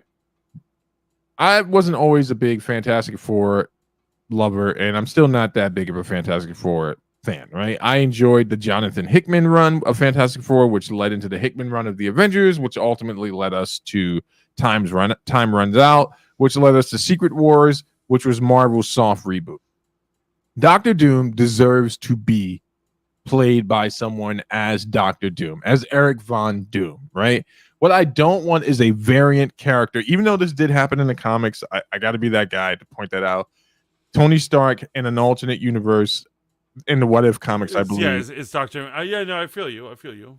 Yeah, I don't love that Robert Downey Jr. is coming back for this, right? I don't love that he's coming back to play Doom. Unless some way, shape, or form, he is literally playing Doom. I want him to be Victor Von Doom. But we also know, since the Russo brothers, who were also brought back into the MCU fold, that, according to one of the Russos, in the wide multiverse of Marvel, here we have Robert Downey Jr. playing Doom. So it most certainly will probably be a variant. At least that seems to be the educated guess. So look, just because it happened I'm not attacking you. I'm attacking the premise. No, I'm just throwing it out there. They're doing the same thing with the Silver Surfer. Because, they're having a woman Silver Surfer. And they're like, it's true in the comics. It's true in one comic. There's one What If comic where it happened. That doesn't make it a thing. And so they're also referencing like a What If, like offshoot, like, a Victor Von Doom that didn't stick around. Right. And so you look at all this history, this rich history of Victor Von Doom, and you're like, well, there are these 3 issues where a doppelganger was Tony Stark, and they're like, do it. Right. Imagine if like the Wolverine you got was the Lord of the Vampires, and they're like, well, there is one comic that references that. I wouldn't be mad at that. That was a great fucking run. Okay, I'm out. I mean, come on, bro. Come on. And so, but here's the ramifications. Here are the things you need to realize that are going to happen, right? What's going to happen, brother? And so check it. So obviously him looking like Tony Stark is gonna be part of a plot. Like, why would you hire an $80 million actor? That's what he's getting paid for these two movies. Right. Just to have his voice. So, you know, Doctor Doom is a guy who typically wears his mask all the time. We love Doctor Doom. He's the basis for Darth Vader and all these other things. He's one of them. He's like one of the like most recognizable villains. Yeah. Yeah. And so they're gonna have to show his face. Yeah. Do you think they're really gonna take a pretty boy like Robert Downey Jr. and scar his face? I think so. I think he's gonna have a glamour wound. Maybe that could be possible. Here's what I think is gonna happen, man. It's kind of late in the game to be introducing Doom, especially to replace Kang, but at least they wrapped the Kang story in the Loki series. Here's what I think is gonna happen, man. I think that unfortunately it's going to be a variant. And they're going to play heavy on the fact that the Avengers have to take on Tony Stark or a variant of Tony Stark. And it's going to pull at the heartstrings. And that's going to be a huge part. And then they're going to try. I hope they don't do this. And this is me speculating. They're going to try to shoehorn in the Secret Wars thing. Now, I'm wondering if Doom that Robert Downey Jr. is playing is going to be from the Fantastic Four universe, which also just got announced. And there was a trailer. They did release a trailer for that in Thunderbolts, but it was only shown there. I'm wondering if that's somehow gonna be there, and they're just gonna shoehorn this whole thing together. That's my fear.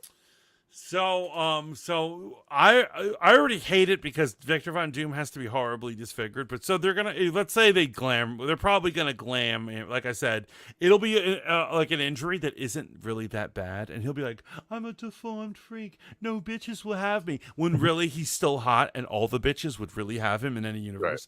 Right. But you know, another thing that this makes once again Marvel, as it has in the past, all about Robert Downey Jr. Right. And actually, I think Heavy Spoilers said it best when he even said, he was doing a podcast with Mastertainment, and he said, well, you do realize that because he's the evildoer, there's no way that at the end of his run of evil that they're not going to get a good Tony Stark to return as Iron Man to defeat him. And I was like, oh, that's so right. That's so right. So it's just more, everything is about Tony Stark. No other character matters. No other character can be cool. It's all about this idiot.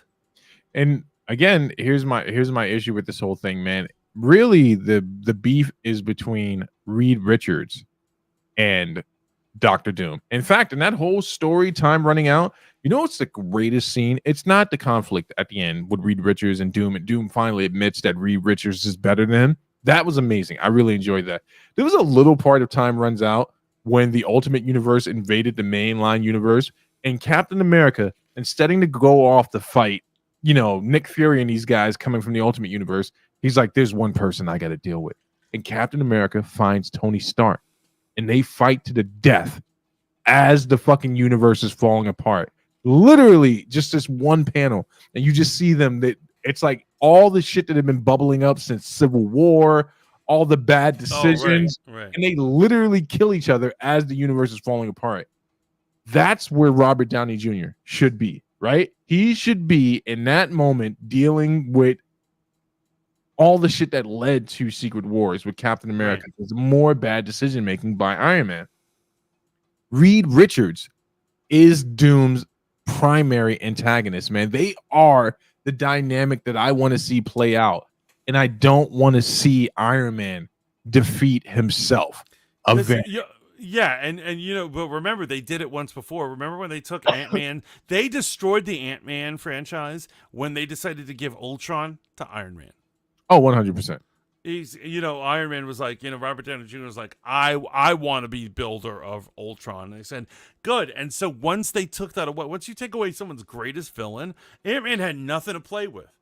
Yeah. I don't even know how they got 3 movies out of that franchise without Ultron. Well, I mean, because it was supposed to be Ultron is such a darker story. Again, it's like it's him, right? Doing something and showing his flawed humanity and creating Ultron. And I agree with you 100%. There's no need for me to go deep cut.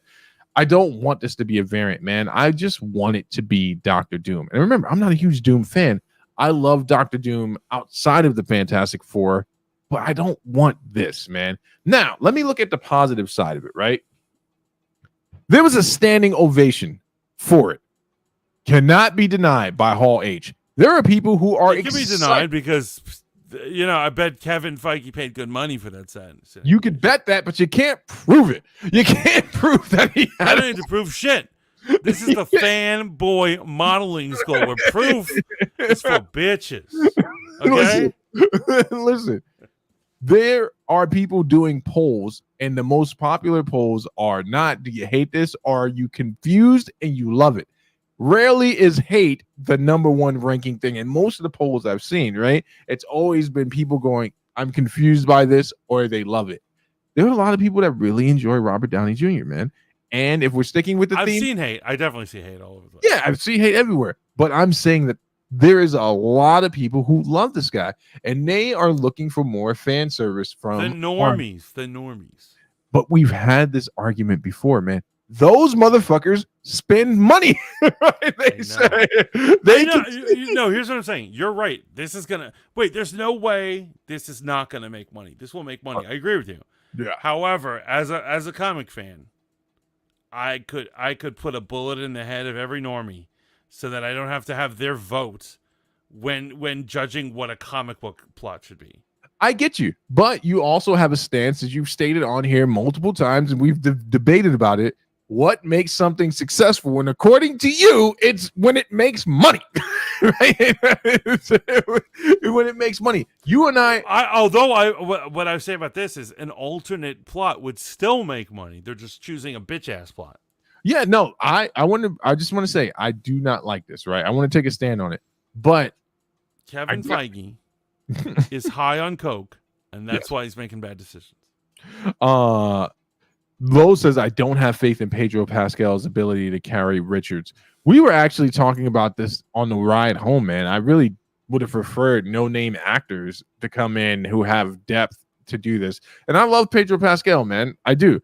I don't the Gina Carano shit. Look, man, whatever. She's suing, she's gonna get paid. That ain't got shit to do with Pedro. But I wouldn't have cast him as Reed Richards, man. I definitely would have went. Fuck, I would have just stuck with Krasinski. I don't understand the thinking behind that. Who the fuck said it had to be Krasinski? Like, I don't want to deal with the madness of these comic book fans, man. Right, no, it is. You're right. It is crazy. Why cast him as the doppelganger and then never follow through on that? It's weird. It's all weird. I don't think they know what they're doing. I really do think they're just throwing darts at a thing, and they're like, what will stick? Like they close their eyes and they're like, and then they hit Robert Downey Jr. and they're like, we need to invite him back. But a lot of people think that they're like, after we're done with this variant Doctor Doom, the real Doctor Doom will be introduced. No, guys, they're not going to introduce two Doctor Dooms. This is the Doctor Doom, especially if he stars in two Avengers movies as the villains. This is the Doctor Doom. This is straight up the Doctor Doom we're getting. So, and here's what I have to say about that, because I agree with you 100%. And it would be cheap if they did that. And also, referencing Multiverse of Madness, that really was fanfare gone wrong, man. Like in so many different ways. Here's the problem I'm having, man. At the end of Secret Wars, and Reed Richard teams up with Molecule Man, and they start recreating the universe and different universes and shit like that, man. You know what Reed Richards does with Doctor Doom? At the end of that, he restores his face, and we get his face restores him. And we get a scene of Doom laughing, and then we get an underrated series, which I really thought was great, when Doctor Doom briefly became Iron Man, and it was like he's trying to reconcile, trying to be an anti-hero and all that shit. And then we got the Riri what's her face at the same time. With this, man, there can be no huge ending, because unfortunately, it brings me back to a point I made a long time ago. This should have never been about Kang. This should have always been about Doom. It should have never been about a sideline character like Kang. Kang had shit all to do with Secret Wars, man. Yo, you know what my theory is? What? So, Doctor Doom, to kick off the second Secret Wars, he absorbs the power of the Beyonderer.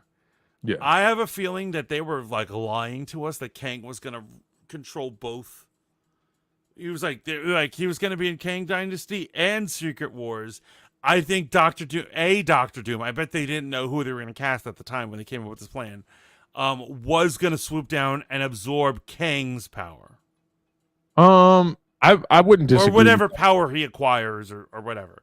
I wouldn't disagree with that, man. Again, though, it's just like, and I'm not knocking you, brother. I remember your original excitement for Kane because it's like, hey, man, we need new blood, blah, blah, blah, blah, blah. I get that. It's just, I've always seen Kane for exactly what he is, man. A convoluted character that just shows up, and I'm like, I got to get to the next page. As soon as Kang is gone, I can continue to enjoy the story, bro. Like, I admit, Doom, or there's plenty of other villains that are better than Kang. I didn't want to hate on Kang immediately. That's so funny. It's true. When he first appeared in the MCU, I was such a defender of him. I was like, oh, he's going to do great things. It's going to be great. But of course, we got what we got. He was defeated by ants. Ants. And like, you know what's so funny? Paul Rudd has quit Ant-Man. He says he's not going to do it anymore. They should have killed this Triples down. I didn't know that. Should have. Well, you didn't know that? No, I know the chick that played Wasp is done. I didn't know Paul Rudd quit. Paul Rudd said he's like, I don't want to play him anymore. What? He should have been killed. 100%. He should have snapped his neck, man.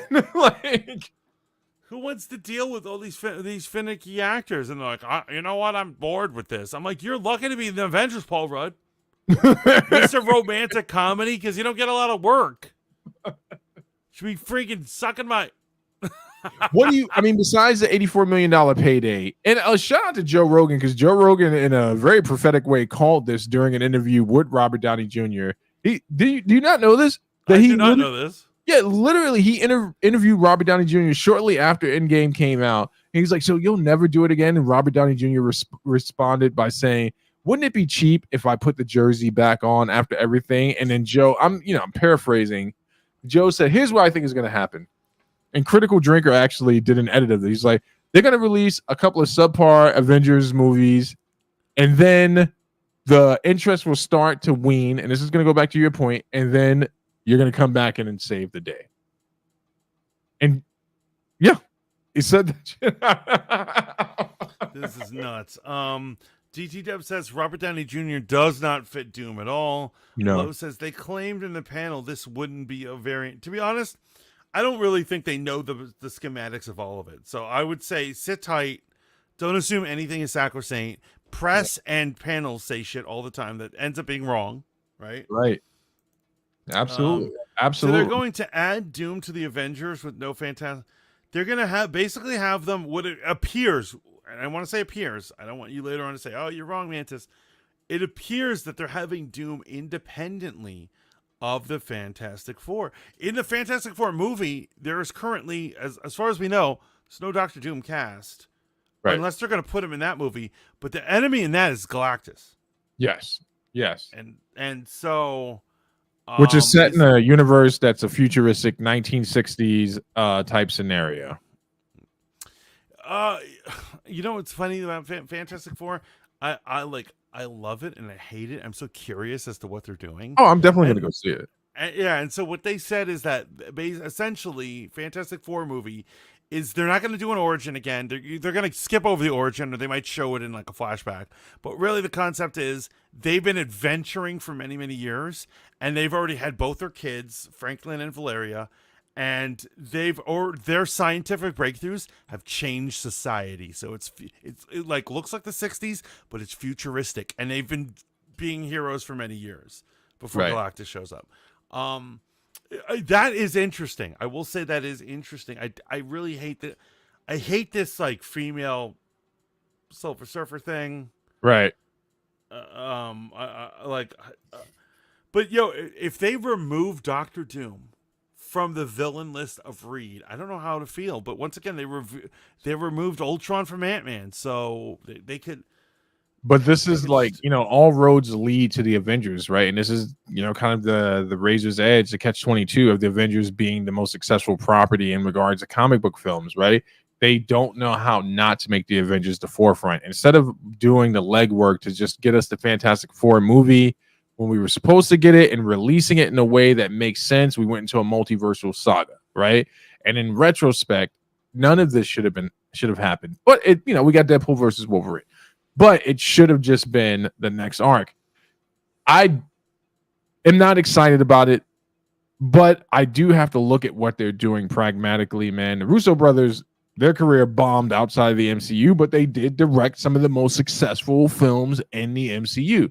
So they're like, hey, we got to get back to that winning formula. Let's bring these guys back in. Can't doubt their talent level, can't doubt what they've accomplished. So I'm going to give them a plus for that one. Robert Downey Jr. is our biggest star and one of the most popular people. Don't know if he's the greatest actor, as the Russo brothers said. So let's bring him back. He came back. I'm wondering if there's some artistic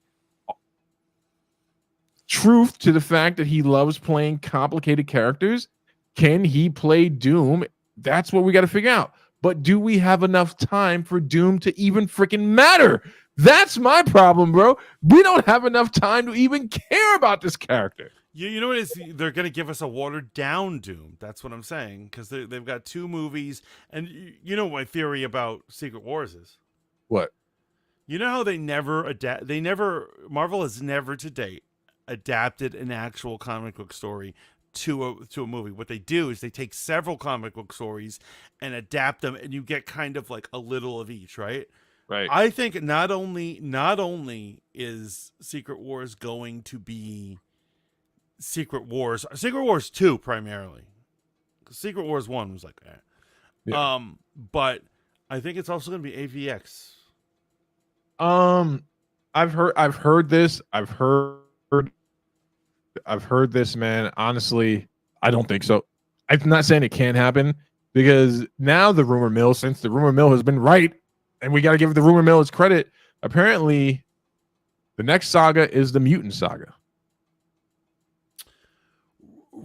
So basically here's what it is so in 2026 it's gonna be Doomsday, and then a year later, just like Infinity War and Endgame, 1 year later we're gonna get Secret Wars. So I believe that when he has the Dimensions fight, it's gonna be the mutants, and I think that was set up in the Marvels when What's-Her-Face went to the X-Men. And then I think, just like the end of Secret Wars, they're going to merge worlds. And Yeah, and the Avengers will live together. That would be the obvious thing. I don't have a problem with what you're saying. I doubt their ability to do it, is what I'm saying. Well, yeah, no, I agree with you. Like, I doubt their ability. It's crazy. For the biggest superhero franchise, there is a crazy lack of talent over there. Yeah, bro. It's here's the thing. You're more than likely correct, man. Here's the thing we gotta deal with, man. And everyone's got to make their own personal choice. This is what this all boils down to for me. Will I continue to go see MCU movies? Yes. As long as they're making them, your boy's going to go see them, right? And as long as they exist, I'm going to support this genre of film, comic book films, because I think they're important. I don't need the world to go back to just action, romance, rom-com, thriller, sci-fi, right? I love that there's a new genre. So I'm not going to do what everyone does. I'm officially divorcing myself from the culture war portion of this conversation. If there's some shit that needs to be called out, I'm going to call it out. You know why? Because I'm in full support of there being a comic book genre. If it's garbage, I'm going to say it's garbage. But I will continue to see MCU and even DC movies for as long as they make them. So I'm going to go see these 2 movies, right? And now I'm going to get into the hopeful part, Mantis. You know I'm a hopeful motherfucker. You're all gonna die. You're all gonna die. I'm hoping that, against all hope, when I go see Doomsday, that within the first 20 minutes of this movie, something pulls me in that makes me go, okay, I get what's going on here. Because I've had some things that can help with that. I enjoyed the wrap up for Loki. Now we know that there's a multiverse that's still somewhat in peril. Doom will more than likely find out a way to exacerbate that entire situation, because that's what Doom does, right? Mm-hmm. If the situation's bad, he's going to make it worse, because in every universe, Dr. Doom is only concerned with one thing, even if he's a good guy, is taking over the universe. He wants ultimate power, and whatever stories they tell you are lies otherwise. I'm hoping that when I walk into this, Mantis, when we go see this, that we get a 3-hour movie because I want the first hour to be dedicated to why I should care that Robert Downey Jr. right. I mean, let's hope that it's as in depth as Infinity War and Endgame. Lowe says the Russos clarified that Robert Downey Jr. is playing Doom, not a variant. So you're a Stark variant. So I'll tell you this: I will put money that he has both. Like in another dimension, Stark's line is somehow related to the Dooms, and he ends up with the name Victor Von Doom rather than. I doubt they hired a man with such a powerful paycheck, $80 million plus. I don't know if you saw all the weird stipulations of it. And they're not going to show his face. That would be insane. I mean, possible. I find it so unlikely. It's inconceivable that they wouldn't end up showing his face. Or that he's from the regular dimension that they're from. But I guess we'll see. We'll have to wait and see. Which is, I will say this. They have made a situation where I'm like slightly angry, slightly worried, but I will definitely show up for this movie. And I guess that's what they want. They want this buzz where like they just want they want us to pay for movie tickets, and so I will pay money just to find out the answer because I'm so curious. Honestly, I agree. I know that you are, and so am I. But we just got Deadpool and Wolverine. And I think that they're trying to turn it around, man. We just got to make it through Agatha, right? We got to see what happens with Captain America 4. We just got to get through the bad. I think Captain America 4 is going to be decent. Decent to good. Yes. Or great. I had no high hopes for Winter Soldier. In fact, I forgot the movie was coming out, and so I met up with Zeus and his brother to go see it. I was like, "What do you guys want to do today?" They're like, "Captain America's out. Let's go see it." And I'm like, "Oh, this was a great little treat, man." That's one of the greatest Marvel movies that ever came out. It was a sleeper, man. And again, I know that some of the narrative is surrounding that movie. No one asked for him to be Captain America. You know, we're at where we're at. It's a logical step. I mean, come on. Rudd enjoys doing Ghostbusters. He shouldn't. Ghostbusters might be canceled. It should. The last one underperformed horribly. Frozen Empire. I'm excited for Galactus. I hope we get a different colored cloud this time. Do you remember that in the Fox movies? Yes. And I was watching. I was like, Galactus is going to come out of that cloud any minute now. Any minute. Yeah. You know why we're having such a hard time quantifying this, man? Because I think that so many people said it correctly. It's just, huh? But maybe this is the marketing plan. Like now they officially got us in a place where we're like, what's going to happen? But it's generating so much buzz outside of the social commentary and the typical, we hate the MCU because of narratives. And those people who say those things have every right to say that shit. The MCU has dropped a couple of duds, man. But again, there's some plot points where I want to see where they're going to go. With Captain America, they're clearly addressing the big robot that's living in the middle of the Indian Ocean, and apparently that's going to bring in adamantium. I want to see that. I want to I want to see the hell out of it. I want to see what the hell happens there. You know, we got Fantastic Four. We got Reed Richards living in a quasi-futuristic 60s. I want to see what's going on there. So, Gizder Forever says, how do you market Doom in terms of merchandising / toys? He's a bad guy killer. RDJ went to hospitals dressed as Iron Man for the kids. No parent wants Doom at the hospital. So it's a guy named Doom, right? Yeah. Showing up to the candy ward. Trust me, there'll be crazy toys. I mean, you could sell all sorts of toys of the villain Doom, right? You know what they haven't done? You know what they need to realize what they need to do to actually draw us in? They need to finalize their list of who the Avengers are. This is fascinating because not every Avenger is going to show up. I have a feeling that Doc Strange and Spider-Man will definitely not be there. For what? For Avengers 5. Maybe they'll be there for 6, but not 5. I disagree. I think Doc Strange is going to be there, man. And this is something that I got to eat a little crow on, but we never got to see it, so maybe I wasn't wrong, right? I think Doctor Strange was going to be, if Kang was still in it, was going to be a huge thing. There was going to be a thing between him and Kang. There's a formula that comics follow, and most certainly they would have followed this formula in the movies. They got to have Kang defeat their most OP characters. Oh wait, no, I'm wrong. He got beat by ants. Never mind. Throw that whole shit out. They were ready to go full steam ahead with a bunch of Kang variants, man. What was I thinking, bro? Because like basically it's like Strange left the dimension. He left our dimension at the end of his last movie, and then Spider-Man, everyone forgot him. So no, everyone forgot he was Peter Parker, but Strange references that there is a Spider-Man in the universe. Right. I don't think they don't know who Spider-Man is, but like, I don't know if he's still a member of the Avengers. No, he's not a member of the Avengers, but he will be a character. That's what I'm saying. In Avengers 5, will they be no, like, look at this stranger? Here's why he's going to be it. Peter remembers.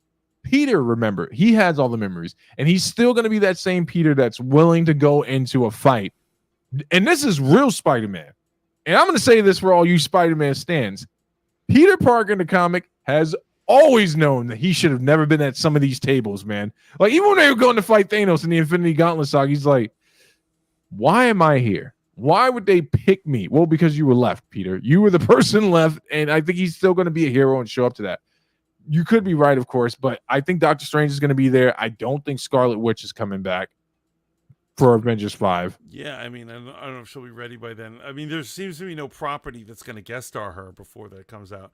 Lowe says, I still think the X-Men are big enough to stay apart from the... honestly, that would be amazing.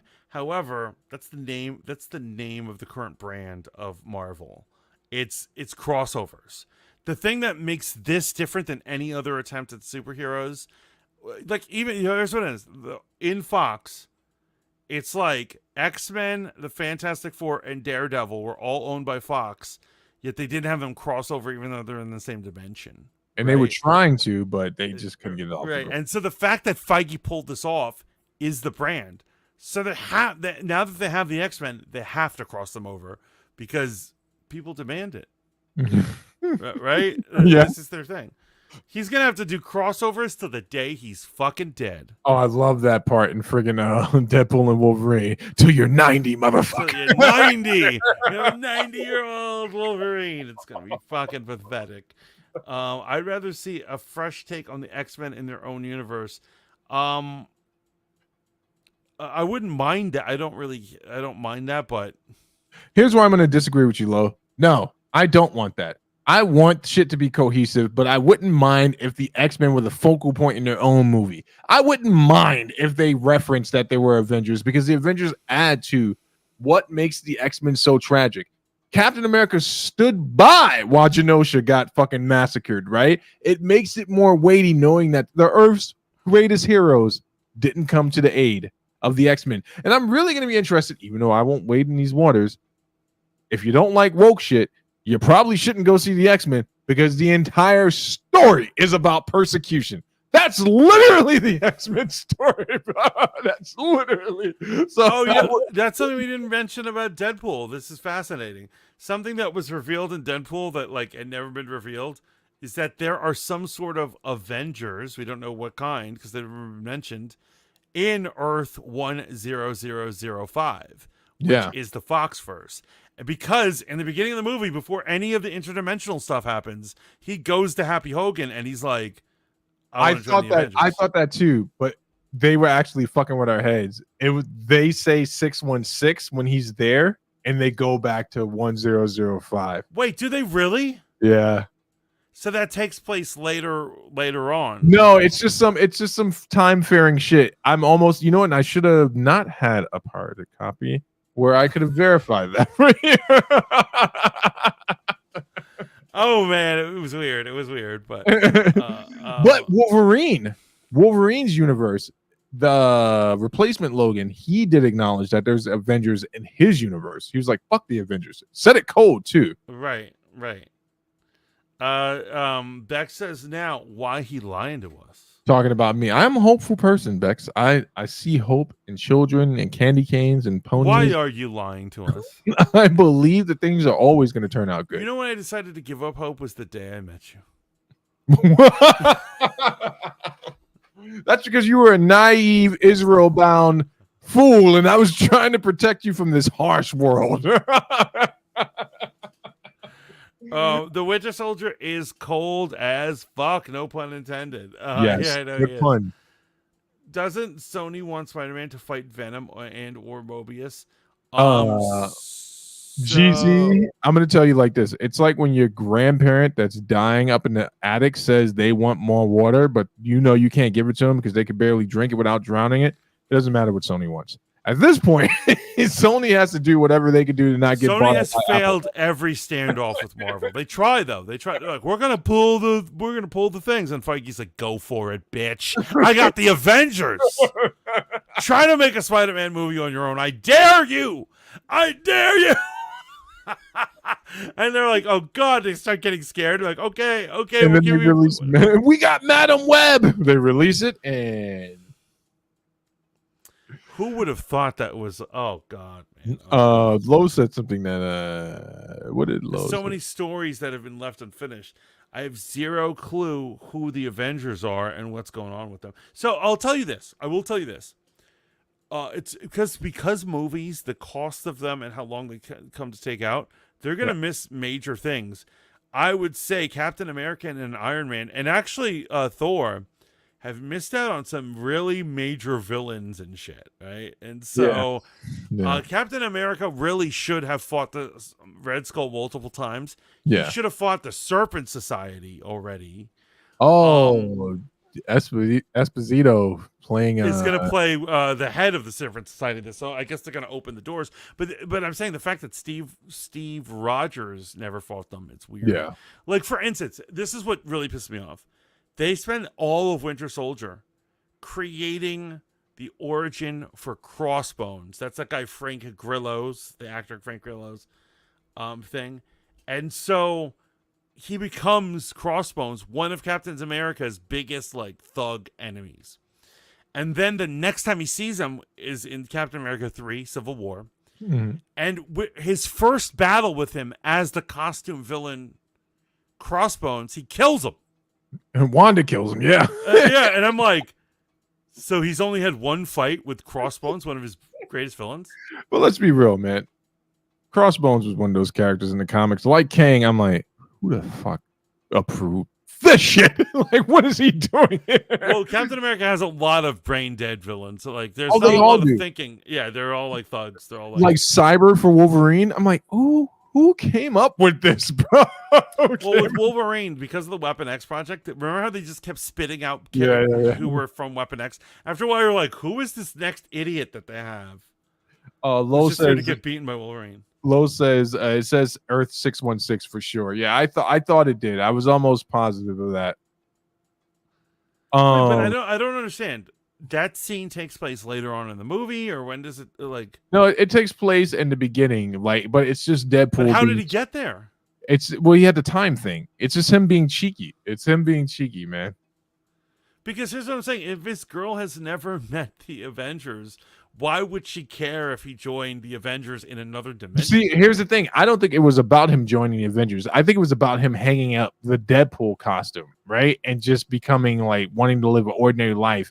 Because what they did, and this is probably the most convoluted part of that entire story, was they didn't really deal with the fact that he did time travel to save her and then all that shit. So it was just like a quick little thing, man. I really think it was just him being cheeky. Okay. Mr. I mean, the show doesn't fully make sense, but I really idiotic. want Kitty Pryde to be Tom Holland's Spidey's new girlfriend in the MCU. That would be a good. I'd be here for that. So here's what I love about the end of Spider-Man, the last Spider-Man. The fact that it broke up him and Zendaya. Don't get me wrong. Obviously, I love that he's tapping that beautiful thing. But what it is in comic book, or should I say in movie, it allows him to now have relationships we wouldn't normally see. For instance, he could now have an affair with Black Cat because it's all good. They're broken up.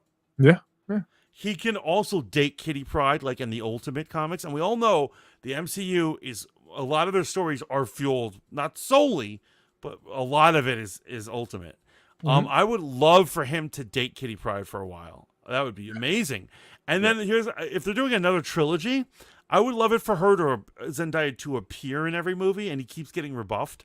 And then he's like, all right, I'll just go fuck Black Cat. And then the next one he's like, oh, okay, I'll go date Kitty Pryde. And then finally in the third one, she gets her memory back and they're together. That would be good. But if she gets her memory back in the next one, that shit is whack. Rico, welcome in. Rico said, I almost missed a sweet show. Rico, you did miss the sweet show. We're on the wine now right now. We're drunk and about to pass out already. See, now that scenario proves this motherfucker ain't no type of hopeful. Oh, wow. Full of hope. She's coming very hopeful. So hopeful that all you motherfuckers are going to die. Lo says, Madam Web was horrific. Craven looks disgusting. Exactly. You mean Lion Man? Oh, yes. And let's not forget that Venom 3 is nearly upon us. Y'all hyped for Robert Downey, Robert Doom Jr. We've been shitting on that for the last hour. That decision. It's me. Don't know what to expect. Oh, Zendaya looks like a flat chicken wing. Here's what I'm saying. Wow. Real women have curves. Let's get real. It doesn't mean Zendaya's not hot. Excuse her for her stick form. A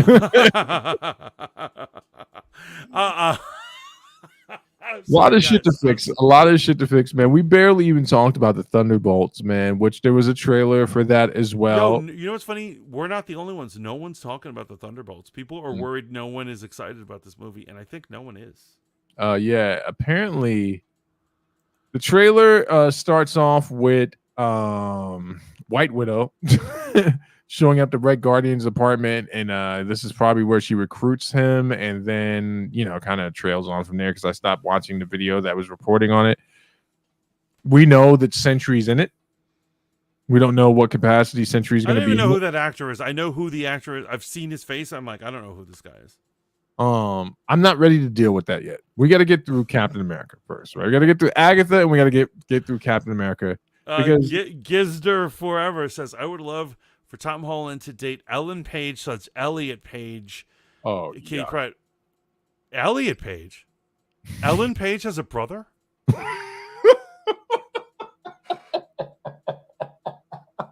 That is news to me. I didn't know that.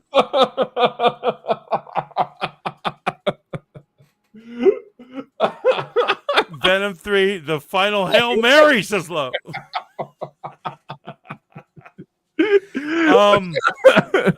Any Kitty Pryde he's gonna date has got to be MCU Kitty Pryde and not, for starters, Ellen/Elliot Page, whatever the moniker is right now, is like 25 years older than Tom Holland. That would not work. The whole point of it was that they were both like young teenagers, right? Oh my goodness. He has to date a young Kitty Pryde, not some old ass. This man said, I didn't know Ellen Page had a brother. Was it you that told me that Ellen wouldn't come back for the MCU unless they changed Kitty Pryde's gender? Was that you that told me that? They're playing real hardball. This person is demanding that Netflix change the credits for former episodes of the Umbrella Academy that they already filmed to change their name, and that would cost like millions of dollars for them to redo all this editing. Not happening. And it's like, okay, we need a Peter Parker who dates Harry. Let's get some intersectionality. I like how he spelled intersectionality, which is crazy. This is the first time I've encountered this. And you know what's really going to be the big bag, right? So once again, the prophetic workings of people on the internet, social media, predicted the world domination under the hands of the mouse many moons ago, and that all they had to do to re-engage the world and forgive them for taking it over and leading us into a Nazi-esque type apocalyptic scenario was release A versus X. Well, here we stand, nearly on the precipice of that. Disney tried to convince people of a bunch of things, or people who worked in Disney tried to convince people of a bunch of different things, and people rebuked against it, and they rebelled against it. And now we're at the precipice of them releasing A versus X. I got to tell you this, though, my brother.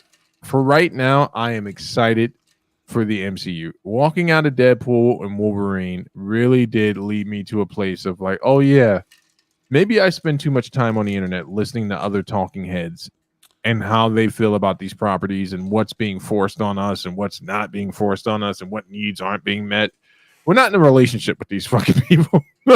I give them $15. I watch what they make. If I don't like it, I'm gonna say that shit was trash. But otherwise than that.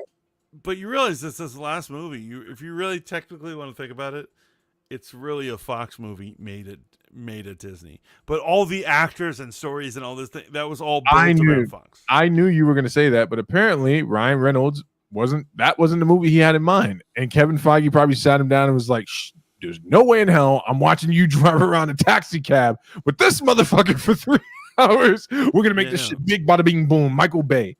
Oh, man, they should bring Michael Bay to the MCU, man. Oh, calm down, bro. Someone is out of hand right now. Rico says, if I see Peter and Harry kiss, I'm becoming the Green Goblin. Definitely. You and me both, man. Yeah. Yeah. Cheap viewers on 926 UK. Yeah, your name doesn't even make any sense. 926uk.com. That is retarded. Go get some help, Twitter boy. Because this is for the big boys. Yeah, we're not viewers. But if we got a good discount for some bots, let us know. Maybe we'll entertain. My brother, did you 30 bots during our live streams just saying the same thing? You make good video, good idea, video, good stuff.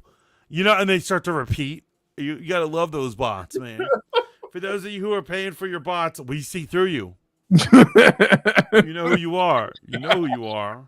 We checked the comments. We're like, oh wow, impressive. My friend who has almost no subs has 400 comments. And they're like broken English nonsense.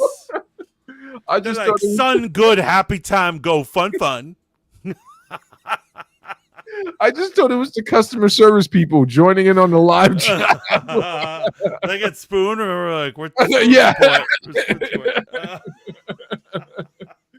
Oh my goodness, my brother, did you have a good time tonight? I had a good time, and you know what? I have a really good time not only doing this and being partners in crime at this podcast with you, but I have to say, like you said, it feels good to look forward to Marvel properties. Now, I'm looking forward to Doomsday so I can criticize it. But maybe I'm wrong. Here's what I'm saying. I want everyone to know this. I'm not the big hater that you think I am.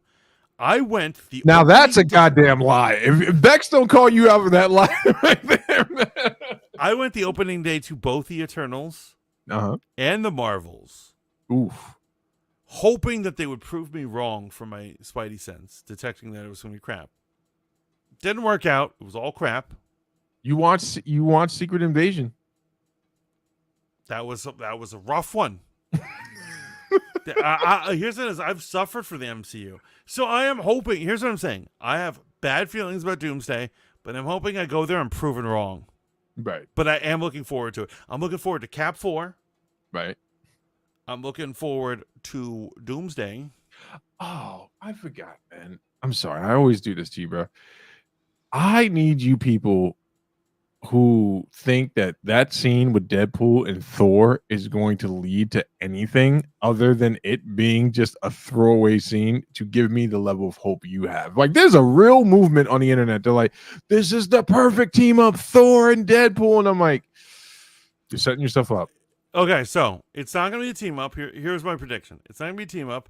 It's going to be a scene in Secret Wars. And you know what? I wouldn't be surprised if it was Deadpool's last appearance. That wouldn't surprise me either. Like when Ryan Reynolds was done, they're going to do that scene. Yeah. They're not getting a movie together. That would be insane. I'm obviously I'm going to go see it, but don't forget to rate my yes. I'm glad the fanboy. We are happy. Bex, where are you, Bex? When are you going to join us for a House of the Dragon breakdown? The season finale is next week. Is it already? Yeah, you need to catch up, bro. Now, here's what I'm saying. There's a lot of boring episodes this season, but when it's good, it's good. All right. I need to catch up. Catch up. Netflix has tons of bots in their Facebook comments. All the names are like Hagagi Kumivi. Yeah, we've seen them all. Bots are there's bots of every ethnicity, every culture. You know what we didn't talk about, and we don't have time, but I'm just gonna throw it The out there. Satanic Olympics. Yeah, the Satanic Olympics, but also AMC dropping the mic after a successful season of Interview with a Vampire just released a snippet of the vampire Lestat, which is really just the actor. It's Around, right? Yeah, like, but he also has a single. He has a song. I know, and I thought it was a masterfully put together little. That is promotion. That is the way you do it, man. And so you know what's really gonna blow this show up? Obviously, almost no one has AMC Plus, and they realize this, so they sold the viewing rights, or released them to Netflix. So season 1 and 2 are coming to Netflix when season 3 is out on AMC. That's gonna be great. Right. It's gonna be amazing. I freaking love that show. I love that they're going Vampire Lestat. I love that they're going rocker. Clearly they're going rocker, right? Yes, He's gonna really be rocker. Yeah. I'm bought into it on every way because I think season 2 was just so amazing. Beck says, just let me know when. So I'm going to spend this week catching up on the most depressing property that's ever been released anywhere in the world. No other than the Game of Thrones universe where, incest and baby killing isn't off the table. In the episode. Right. So Olympics, real quick. Let's. We really got to hit up. We have to talk Olympics. Real Shout quick. out to the American female gymnastics team, the GOAT, Simone Biles, and her team pulled it off, getting gold. And the the male gymnastic team, medaling for the first time since 2008. Shout out to them. We had an American take silver in fencing. It's a shame that your victories are overshadowed by the fact that your hosts, France, are satanic animals who hate Christ, they hate goodness, and they hate all truth. It doesn't surprise me though. Everyone was taken aback. I'm like, this is the country that produced Voltaire. Why does that anything like they? Man. So here's what's something I want to warn our viewers and anyone listening to this. So they claim that they're like, no, we weren't doing the Last Supper. We were doing Feast of the Gods. So I got to tell you, if you look at Feast of the Gods compared to what they did, they don't look similar in any way. They did not recreate the Feast of the Gods. However, that I don't know the gender of this person. The portly person in the blue dress with the crown, right, who was sitting at the head of the table right there in the middle. They actually, after the performance, literally put up a thing with a picture of their performance and the Last Supper right next to it, and they said, "Look at this! Look how we pulled this off." Yeah, I'm looking at a picture comparison of the Feast of the Gods and the Last Supper. I can see where they could try to make that similarity because but of the it's not. It's not the Feast of the Gods. They knew what they It's were clearly the Last Supper. They did other Bible references throughout it. I mean, the French are animals. I gotta admit something to you guys. So my mother is Haitian, and she was raised and educated in France, and so I've always tried to make being French a thing. I'm like, I love France. France is awesome. I've been living a lie. There is nothing cool about being French at all. It's disgusting. Their people are animals. They're heathens. They'll fuck anything. Inanimate or animate, doesn't matter. And then they do stuff like this. Also, they're cowards and they're weak. Yeah. They're weak. Their men are weak. And you know how I feel about weak men. You know how I feel about weak men. It's a drag, and I hate being connected to France, like through my mother. Yeah. And so when she passes, I will never mention it to anyone ever. And not to mention that once Haiti got its independence, France and a few other world powers led an embargo on a country that is now in complete dismay. So fuck France. Not the French people. Some of you are quite kind and nice. Thank you for your prostitutes are very kind. They invented blowjobs. Right? Got to give them credit for that. The blowjob. He says they suck even more in Canada. Yeah, all of it. Wherever they go, they mess it up. They gave us Lady Liberty, which is probably some satanic image 100%. there to watch over us. So, it all around sucks, but like. But again, man, shout out to Simone Biles. I cannot say this enough, man. Like, I think that I take for granted because I'm not into those sports, but my wife used to be a gymnast, so she's like explained and broken down the rules and just the things that the gymnasts are able to do, man. Simone Biles really is, I won't say we're once in a generation talent, but it was really great to see her come back after the last Olympics where she got the spinnies and wasn't able to continue anymore, and really put it in and put a stamp on her legacy. I hope she does retire, because even though I'm sure she can compete and win for a couple more years, why not retire at the precipice? Also, for the young lady Coco, I believe her name is, the tennis player, I'm sorry that happened to you, man. Usually I'd be on the side of stop fucking whining and get back to playing. But those fucking people that sit up there like Zeus on Olympus fucking up the game, man. Like, someone's going to kill one of those people one of these days, bro. It's horrible that that's allowed to happen. Yeah. I don't even know, but here's the good thing. And I'm sure if she hears this, she'll be pissed. She's young, so she'll have many more Olympics and many more times to prove herself. Yeah. But it is horrible that would ever happen. I fucking hate it, man. Yeah, referees have been robbing elite athletes for decades, man. And they have hang-ups and they have issues. They call people on their hair issues. They'll call you on your attitude. You'll serve. And I've seen them be like, yo, and they whistle them and they're like, what's wrong? And they're like, you have a shitty attitude. You're like, what? What the fuck? They're like, what the fuck? I just serve, So it's an unfair system where you have like a judge hovering over you. Because here's what I'm saying. It's not, in the sports we watch in America and stuff, not the golf, not the tennis isn't something we watch in America. But like, for instance, like football, they're corrupt, but they're not that corrupt. It's not like a referee at football could stop a snap and go, Brady, you're out. Yeah. He's like, why? Bad attitude. Get out.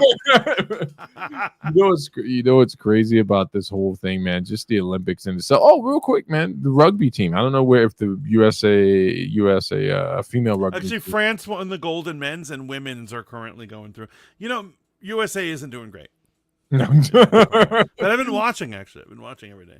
Yeah, it's an adventure just trying to find the right station to be on. Luckily, we have a freaking Peacock or whatever that shit is, man. That we I subscribe to Peacock just to watch rugby. Yeah. All right, man.